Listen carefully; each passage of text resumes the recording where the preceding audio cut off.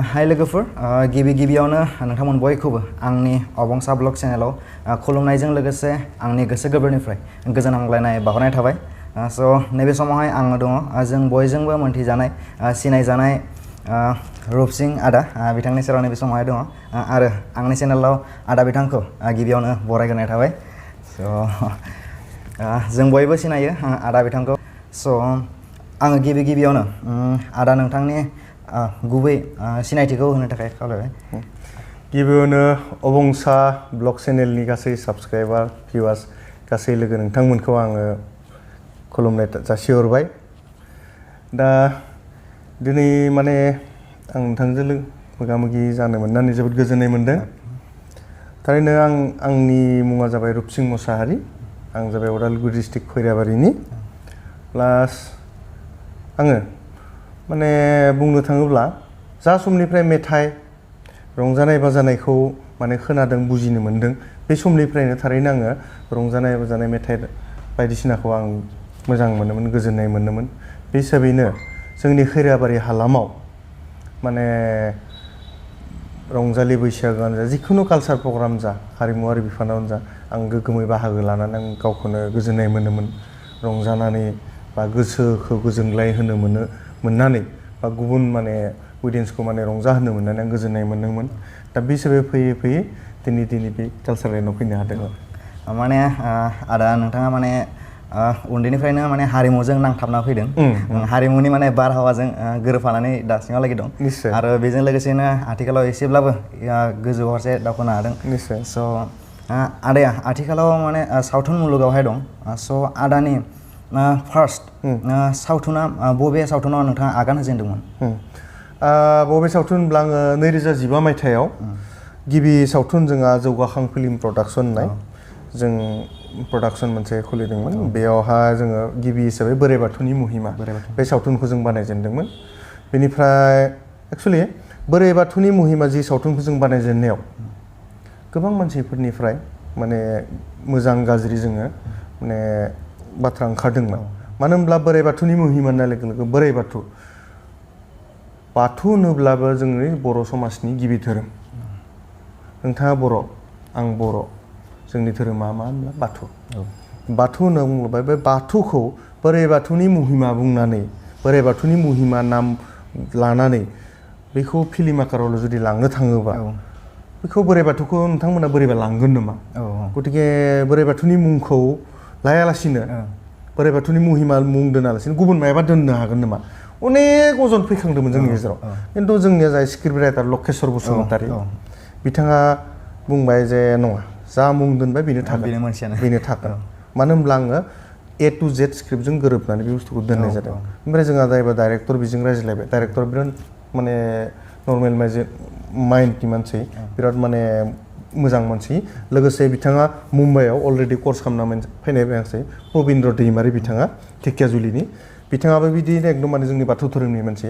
बिथाङा बिदिनो एकदम गोजोननाय मोननानै बे फिल्मखौ ना जों मुङा बेनो थाथारगोन बिदिनो जों शुटिं खालामदों शुटिं खालामनाया एक्सुवेलि सोरनिबा न'खराव जों जायगा मोनाखैमोन जायनि न'खराव जों माने नोंथांनि न'खराव जों ओरै फिल्म बानायनो थांनो नागिरदों ओरै शुटिं खालामनि एसे जोंनो जायगा नांगौमोन खिन्थु जोंनो जायगा होआखैमोन बेनिफ्राय जों न'नि न'खराव जों थांनायाव जों जायगा होआखैमोन लास्टाव माने आंनि आमाइनि न'खराव आंनि आयंनि न'खराव आं बुंनायसै जे ओरै जों फिल्मनि थाखाय शुटिं बर' फिल्म माथो शुटिं खालामनो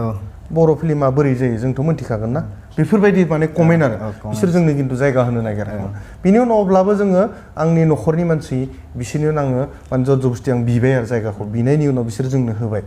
होनायनि उनाव जों जाय शुटिं खालामनानै फिल्मखौ जों रिलिज खालामनो आगोलावनो जोंनि उदालगुरि डिस्ट्रिक्ट बाथौ महासभानि सेन्ट्रेल बाथौ महासभानि बिथांमोननो जों देखायबाय जों नोरै जों फिल्म बानायदों जों फिल्म हिसाबैसो बानायदों खिन्थु मुङा जों बाथौनि आरो बाथौनि एसे नियम नितिखौ जों देखायनाय जादों दिन्थिजागोन ना जाया डिस्ट्रिक्टनियानो जा जोंनि सेन्ट्रेलनियानो जा बिसोर गासैबो बुंबाय बे फिल्मखौ दिन्थिजागोन बास फोसावजागोन जोङो खुनु अजद गैया बेयावहाय जों बिनि उनाव दिन्थिबाय फार्स्ट हिसाबै जोङो 2015 सनाव माने 2015 मायथाइयाव जोंनि खैराबारि महिरंगआव फावथिनासालियाव दिन्थिफुंसालियाव जों दिन्थिबाय दिन्थिनायनि उनावनो माने ओरैबायदि लोब मानसिफ्रा खैराबारि हालामनि मानसिफ्रा नायनानै बेफोरसो फिल्म अनसायनाय मोनदों अनसायनाय ओरैबायदि अनसायनाय मोनदों बा धन्यबाद मोनदों जाय बिथांमोना सोंखारिदोंमोन बिथांमोनाबो लास्टआव अनसायनो गोनां जादों एकदम माने धन्यबाद रुपसिं भाई बिराद गोजोननाय मोनदों बेफोरबायदि कमेन्ट मोनदों आरो माने आदा बिथाङा जेब्लानोखि सावथुन मुलुगाव बिथाङा आगान होजेनदोंमोन अब्लानो बिथाङा गोबां एक्सपिरियेन्सखौ मोनदों होनांगोन जोङो बिथाङा जि आगान होजेनदोंमोन अब्लानो बिथांनि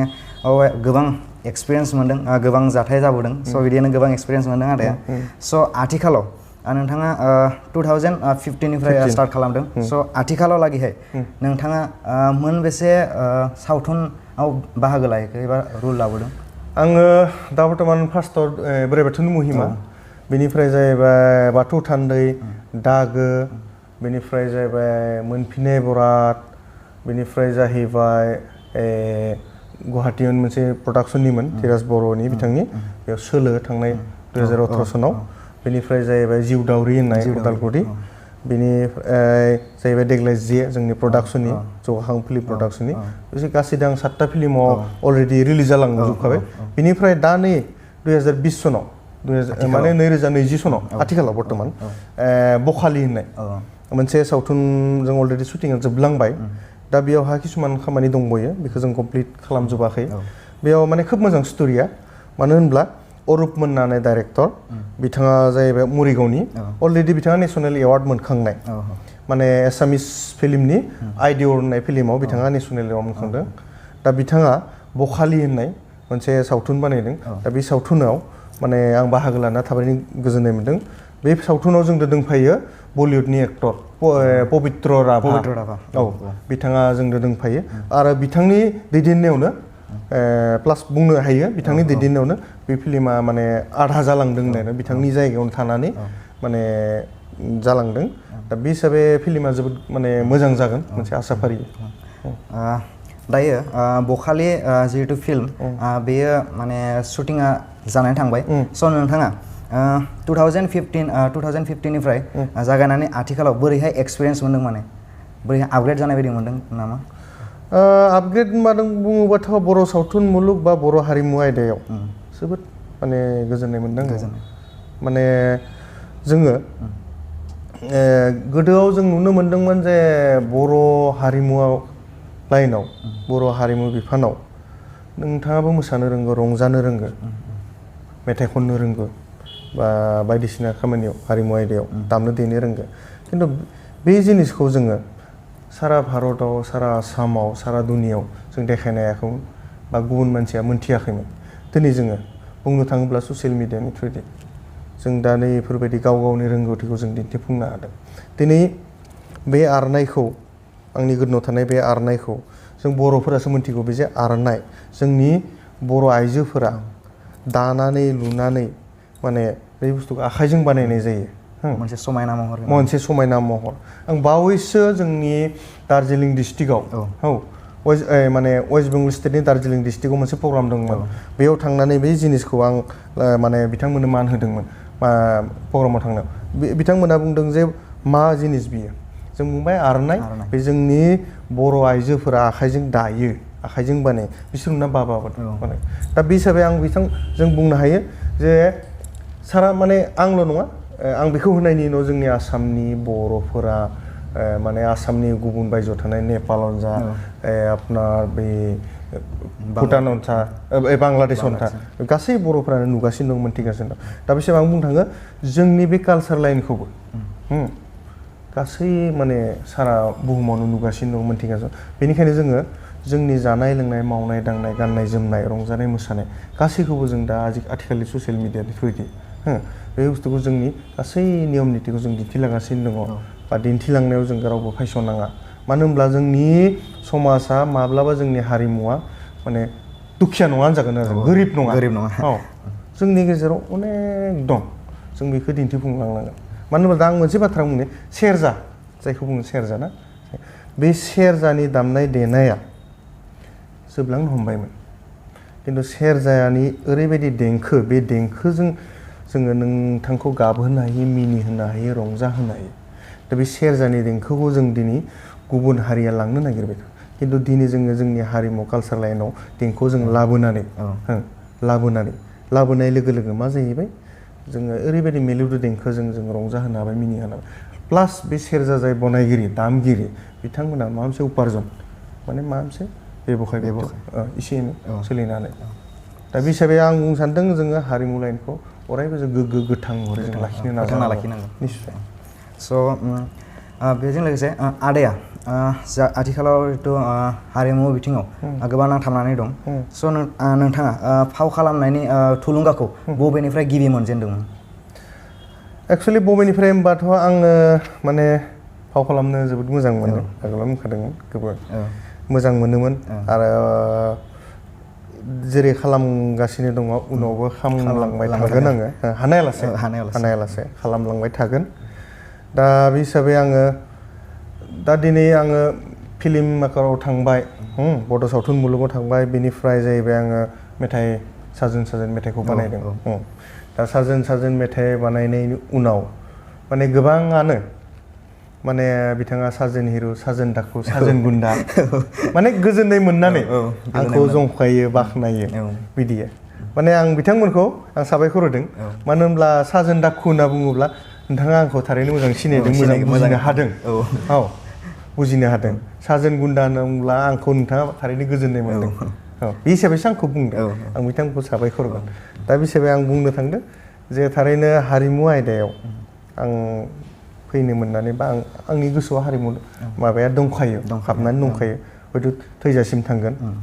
दा बे हिसाबै जों गासै बर' हारिनि गासै रायजो राजा नोंथांमोन गासैबो गाव गावनि बिथिङाव जौगालांनांगौ खामानि मावलांनांगौ आं दिनै हारिमु आयदायाव हाबाबो हायाब्लाबो जोंनि बर' समाजनि गेजेराव माने एसे माने आं थुलुंगा होदों बा गावखौनो आं सानो आरो थुलुंगा होदों बा रंजाहोनो नाजादों बा गोसोखौ गोजोनग्लायनो नाजादों दा बे हिसाबै जोङो हारिमु आयदायाव हानायालासे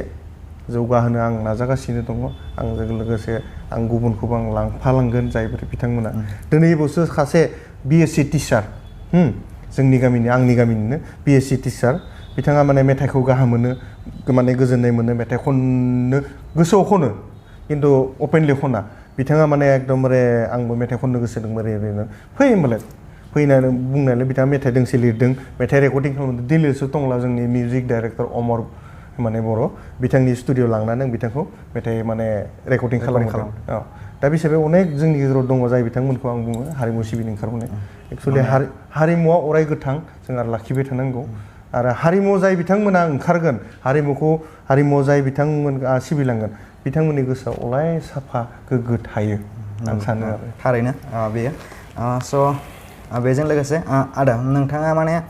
आथिखालाव हारिमुनि अनगायैबो नोंथाङा पार्सनेल लाइफआव आथिखालाव मा मावगासिनो दं एबा खालामगासिनो दं? आङो हारिमुनि अनगायै होनब्ला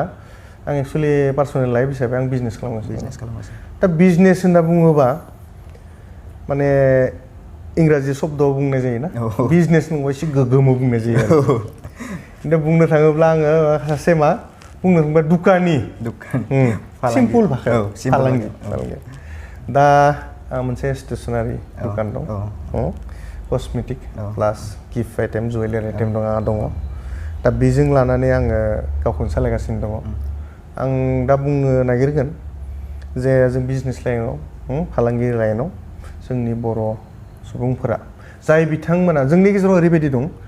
नोंथाङा दिनै BA पास MA पास नोंथाङा गस्ला गुफुर गानना लंपेन्ट गोसोम गानना स्टेन्डार्ड भाबै नोंथाङा बेरायगासिनो दं आंनो सार्भिस नांगौ आंनो उमुक नांगौ खिन्थु आं बेखौ बुङो नोंथाङा सार्भिस मोनजासिम बा सार्भिस मोनासिम गस्ला गुफुर गान लंपेन्ट गोसोम गान स्टेन्डार्ड साफायै था खिन्थु नोंथाङा बिजनेस लाइनखौ एसे लांफा मानो होनबा गुबुन हारिफोरा जों नुगासिनो दङ गुबुन हारि आं गुबुन हारि होनब्ला सोर हारि बेखौ आं बुंनो थांला मानो होनब्ला जोंनि ओनसोलाव थानाय अनेक माने गुबुन हारिफोराबो दानिया बर' रावखौ बुजिजोबो गतिके बिथांमोनखौ आङो इनसाल्ट खालामनाय जागोन दा बेनिखायनो बिजनेस लाइनाव आं साफ्रोम बर' सोद्रोमखौनो बुंनो नागिरदों बर' समाजखौनो बुंनो नागिरदों बर' सुबुंफोर बिखेकलि माने बर' आजोलाफोरखौ सेंग्राफोरखौ आं बुंनो नागिरदों जे आं बिजनेस खालामनानै आं मा मुलाम्फा मोन्दों मोनाखै आं बेखौ बुंनो नागिरदों थारैनो जोबोद मुलाम्फा दं बिजनेस खालाम बिजनेसाव थारैनो एकदम माने ग्रोब साक्सेस जानो हायो मानो होनबा नोंथाङा जुदि सार्भिस मावोब्ला आं नोंथांनि सिनियरब्ला आंनि बाथ्रा बुंनायखौ नोंथाङा खोनासंनांगोन उमुक खामानिखौ बैथिं थां बैखौ माव बेयाव थांनाङा बेयाव जिरायनाङा खिन्थु नोंथाङा एकदम अपेन भाबे खालामनो हागोन बिजनेस मावोब्ला बेनिखायनो बुंदां बिजनेसाव जोबोद साक्सेस जायो बेनिखायनो बुंदां आं बर' समाजखौ बुंदां बिजनेस खालाम बिजनेसाव साक्सेस दं आरो आं बुंदों हारिमुखौ लाखिबाय थागोन आङो दा आं बे हिसाबै आं बिजनेस खालामगासिनो आं गावबो सोलिगासिनो दं स' जों मोन्थिनायाव आथिखालाव आदा बिथाङा हारिमु अननायजों लोगोसे बिजनेसावबो नांथाबबाय थादों आरो आदाया खावलायदों नोंथांमोनखौ जे आथिखालाव जाखांफुनाय जोंनि जि सेंग्रा आजोला जोंनि लाइमोन बिथांमोना बिजनेसाव गोसो होनांगौ मानो होनब्ला आथिखालाव गोबां गुबुन हारिफोरा बिजनेस लाइनाव गोबां दावखोदों स' बेजों लोगोसे जोंबो खारफानो नाजानांगौ आरो बेखौ खावलायदों जोंनि जाखांफुनाय जोंनि जिफोर जाखांफुनाय सेंग्रा सिख्लाफोर दं बिथांमोनखौ खावलायदों स' आदाया आथिखालाव जिहेथु दान्दिसे सिगाङाव बुंलांबाय जे बखालि सिनेमाया शुटिं जाखांलांबाय स' इयुनाव जोङो बयबो नुनो मोनगोन स' बेनि जिहेतु स्क्रिप्ट बेनि सायाव बे सिनेमानि मुंखौ एबा बे फिल्मनि मुंखौ मानो थाखाय बखालि लाखिनाय जादों बेनि सायाव एसे फोरमायनो हागोन नामा एक्चुअलि बखालि होनना बुङोब्ला जोङो मिथिगौ जे दानि दिनाव जोङो बखालि लाफेरलिया बा बखालि होननायखौ हयथ' दानि जेनेरेसना मिथियाबो जानो हागौ मानो होनब्ला जों आगोलाव नुनो मोनोमोन जे बखालि जाय उन्दै गथ'खौ लाग्रा बेखौ जों बखालि होनना बुङो मानो होनब्ला नोंथांनि न'खराव सासे गथ' दं माने नोंथाङा माने गोरिब गुन्द्रा माने गथ'खौ लेखा फरायनोबो हालिया जाहोनो लोंहोनो हालिया दा बेयाव मा खालामो आं गथ'खौ रुवाथि दाहोना दोनोमोन ना थिग তেনেকুৱা बे गथ' बाग्राखौ बखालि होनना बुङोमोन दा बे हिसाबै आंनि न'खरा एसे दोहोनिमोन नालाय आंनि न'खराव माने गोरिब न'खरनिफ्राय गथ' सासे लाना फैनानै आंनि माने गथ'खौ लाग्रा बखालि लाहैयोमोन दा बेयावहाय आंनि बिसिया बै बखालिखौ माने नांगौ बायदियै गथ' लानायजोंल' नङा थोरसि लथा सुनाय जि जोम सुनाय बायदिसिना माने बेबहार खालामोमोन आरो लेखा फरायाथ' फोरोंनो खालामोन बेफोरबायदि लानानै बे जिनिसखौ बानायनाय जादोंमोन आरो एकदम आं बुंदों थारैनो जोबोद मोजां जागोन डाइरेक्टर जोंहा बिथां अरुप मोन्ना होननाय प्लास बलिउड एक्टर पबित्र राभा बिथाङाबो दङ बिथाङाबो माने जथेस्थ' हेल्प खालामदों प्लास जोंनि माने मोनफिननाय बर' आर्टिस्ट सावथुननि बिथां माने आंजों बिसि जादों मिताली बाग्लारि बिथाङाबो दङ आरो अनेक बिथिंनो मोजां आर्टिस्टफोर दङ आदाया बे फिल्मावहाय बबे पार्टखौ लादों बेयावथ' बुंनो थाङोब्ला माने आङो माने माहाजोन धोनि बै बखालि गथ'खौ आंनो लाना आंनि न'खराव लाना फैनानै आंनि बिसिया खिन्थु अत्याचार खालामो बिदिब्ला फैबाय थानाय जिहेतु जोंनि बखालि फिल्म बेखौ जोंहा साननैसोनि उनावहाय जोङो नुनो मोनगोन रिसेन्टलि जोङो नुनो मोनगोन स' जोङो आसा फारियो बियो बयजोंबो अनसायजागोन जोबोद मोजां मोनसे फिल्म जागोन बियो मानो होनब्ला बखालिखौ लानानै बिथांमोना बे फिल्मखौ बानायदों स' जों बयबो अनसायनांगोन बेजों लोगोसे आदाया आथिखालाव माने गोबां फिल्म खालामबोबाय बेनि गेजेराव नोंथाङा बबे मोनसे आखुखौ लानानै एबा पार्टखौ लानानै बांसिन मोजां मोनो एक्चुअलि आङोथ' प्रायभाग नेगेटिभ रलखौनो मोनगासिनो दङ मिसाखौ बुंना मा जानो नंखायखौ बुंना मा जानो दा बे हिसाबै बेयावबो आं एसे गोजोननायबो दङ प्लास आं बुंनो थाङोब्ला आं कमेडि लाइनखौ एसे माने गोजोननाय मोनद्रायो दा बे हिसाबै आं पारफेक्ट गावनि सिन बायदि मोनथ'वाखै दालासे दा बुंनो थाङोब्ला जाय बिथांमोना स्क्रिप्ट राइटार डाइरेक्टर बिथांमोना माने नुनायाव बाय बोरैबा राखाव दारि मेना ना बेजों लाबजों बिसा गुन्दायानो साबसिन नामा बेफोरबायदि साननासो होबाय थादों नङा मोनथिलिया दा बेफोरबायदि मोनगासिनो दङ दा कमेडि लाइनखौ एसे आं गोजोननाय मोनो साबसिन मोनो अब्लाबो माने जा सिनाव आं माने नेगेटिभ रल आं खालामगासिनो दङ खिन्थु रायजो राजानिफ्राय दिनैलासे मोजां कमेन्टखौनो मोनगासिनो दङ नालाय अनसायनाय मोनगासिनो दङ नायनोसै फैबाय थानाय बोथोराव बोरै जायो रायजो राजायाबो आदानि फावफोरखौ नायनानै मोजां मोनो स' बिदिनो अनसायलांबाय थादों थारैनो जोबोद गोजोनदों स' आरो बेजों लोगोसे आदाया इयुनावहाय मा खालामलांनो सानदों इयुनावहाय सावथुनखौ लानानै नोंथाङा दावगालांनो होननानै सानो नामा दा बुंनो थाङोब्ला सावथुनखौ लानानै दावगालांनो होनोब्ला एक नम्बरावथ' सावथुन जोंनि बर' समाजाव जोङो सावथुन बा कालचार लाइनाव माने खौ लानानै गाव जे माने साक्सेस जानो हागोन बे लाइनखौ दाबोलासे बिथिंखौ जों नुनो हायाखै मानो होनब्ला जोंनि बर' समाजाव जोङो दिनै फिल्म मोनसे बानायखांनायनि उनाव सोरबा 10 लाख सोरबा 20 लाख सोरबा 5 लाख खरसा खालामनायनि उनाव जाय फैसाखौ जों कालेक्सन खालामनो थाखाय माने जायगा जोङो रिकुवेस्ट खालामनो गोनां जायो मानसिफोरखौ खावलायनो गोनां जायो जे प्रजेक्ट सिस्टेमाव जों दिन्थिफुंनानै कालेक्सन खालामनो गोनां जायो दा बिसोरो एसे गिनाय मोनखाङो बे लाइनजों थांनानै गावनि लाइफखौ जों सोलायनो हागोन ना जाफुंसार होनो हागोन ना नाथाय फैनो हागौ सानसे समाव गावखौबो गिनाय मोनो बेनिखायनो आं सानो जे हागोन ना हाया दा जोंहा BTC गभर्नमेन्ट दं दा BTC गभर्नमेन्टआ जोंनो खोथा होदों जे मिनि सिनेमा हल जों बिबाय थादों जोंनो हो बेनिफ्राय एसे गभर्नमेन्टआ रेभिनिउ कालेक्सन मोनगोन जों माबा मोनसे मोनगोन हयथ' आर्टिस्टफोराबो जों थांना थानो हागोन दा जोंनि बर' हारिनि हारिमुखौ जोङो बिश्व दरबाराव जों दिन्थिलांनो हागोन खोमा बेखौ जों सानबाय थादों दा बिसोरो नायनोसै फैबाय थानाय बोथोराव स' जोङो साननैसो सिगाङावहाय जोङो आदामोनखौ मोनथिनो मोन्दोंमोन जे आदामोना जों नेपालावहाय थांदोंमोन दार्जिलिंआवहाय स' बेवहाय जोंनि गोबां बर' सुबुंफोर बेवहाय दङ स' बिथांमोना नोंथांमोनखौ बोरैहाय रिसपन्स होदोंमोन एबा बोरैहाय नोंथांमोनखौ अनसायदोंमोन बिनि सायाव रायजो राजानि सिगाङाव एसे बुंनानै होगोन नामा बे बाथ्राखौथ' बुंबाबो बुंस'नो हाजोबनाय नङा मानो होनब्ला नेपालाव आं थांदोंमोन प्लास दार्जिलिंआव थांदोंमोन बेयाव नेपालाव प्रग्राम दंमोन दार्जिलिंआव दंमोन दा बेयाव थाङोब्ला आं ओरैबायदि मोनदों आं फार्स्ट टाइम थांनायाव जोंनि माने बड' मेसे साहित्य सभा आसामनि आरो नेपालनि मेसे साहित्य सभा बेयाव जानाय आं फार्स्ट टाइम थांदोंमोन जे थाङोब्ला माने आं माने खुनु इनभाइटेसन माबा गैयामोन जोंनि MLA महेश्वर बर' जोंनि समस्थिनि बिथांजों आं थांदोंमोन थांनायाव आं सानदों जे आंखौथ' सोर सिनायनोब्रा सिनायावबोसो ओमफ्राय बिदि नुदों मिनिदों सोरबा आखाइ मिलायदों दे खुलुमबाय फैदों दे नमस्ते बेयाव आं सानदों दे मानसि हिसाबै बिसोर बिहेभ खालामदों बरायदों RCनि मानसि बे सानगासिनो दं बिनि उनावहाय सासे मानसि फैनानै आंखौ बुंफैदों माने बिसोरनि रावाव दे सारनि जोंनि रंजानाय मोनो जोंनि गोजोननाय मोनो बिसोरनि रावखौ बोरदोन ना मा बुङो बेफोरबायदि सारनि जोंनि रंजानाय मोनो जोंनि गोजोननाय सिनायो नामा सानखांबाय आङो ओमफ्राय आं नोंथांमोना आंखौ सिनायो ना बुंदों सारनि जोंनि सिनायो माने नोंथांनि माने साजोन हिरुनि जोंनि जोबोद गोजोननाय मोनो बिदि बुंनाय लोगो लोगो बिदिब्लाथ' होमबा सिनायजोबो नामा सानखांबाय ओमफ्राय बै सासे फैनानै सारनि जोंनि गोजोननाय मोनो सारनि साजोन हिरु बायदिसिना बुंनो हमबाय बिदिब्लाथ' आसामल' नङा दार्जिलिं वेस्ट बेंगलल' नङा नेपालावबो सिनायनाय जाबाय नामा बिदि सानखांबाय बिदिनो माने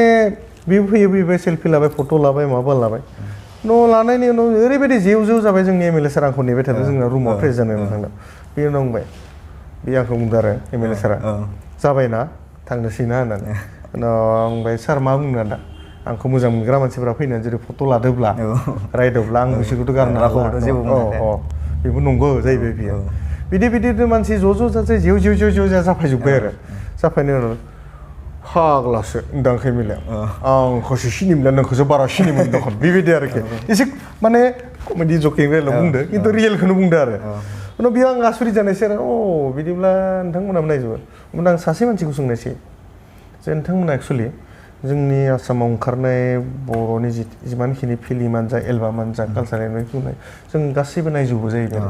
गासैबो नायो रन्जित मेसि होननाय बिथाङा बर' समाजनि आफादगिरिमोन बिथाङा बुंनायसै बिदिब्लाथ' धन्यबाद जाहैबाय माने बिसोरबो बयबो अनसायो नायो आरो जोंनि आसामाव ओंखारनाय जोंनि बड'लेण्डआव ओंखारनाय जे फिल्मफोर बा एलबामफोर बेफोरखौ नायो